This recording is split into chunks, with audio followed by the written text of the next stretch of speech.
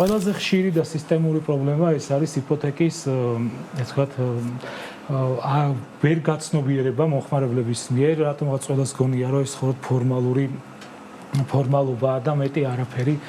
ძირითად შემთხვევაში მომხმარებლები არ კითხულობენ იპოთეკის ხელშეკრულებას და სწორედ ეს არის მთავარი პრობლემა. მათ გონიათ რომ მხოლოდ სასამართლო გზით შეიძლება დაკარგონ უძრავი ქონება, რომელიც იტვირთება იპოთეკის ვალდებულებით და ამ დროს შეიძლება ხელშეკრულებაში იყოს არასასამართლო გზით, ასე ვთქვათ, გაყიდვის რეალიზაციის. რა პუნქტებს უნდა მიაქციონ ყურადღება განსაკუთრებით, ან რა კითხვები უნდა დასვან, როდესაც ბანკთან მიდიან? როდესაც ბანკთან მიდიან, თავისთავად უნდა გამოარკვიონ, ჯერ უნდა წაიკითხონ მთლიანად ხელშეკრულება, არ შეიძლება მხოლოდ გვეზარება ხოლმე მთლიანი ხელშეკრულების. 99% მომხმარებლების არ კითხულობს ხელშეკრულებას და არ იცის რეალური შინაარსი, რა წერია ამ ხელშეკრულებაში.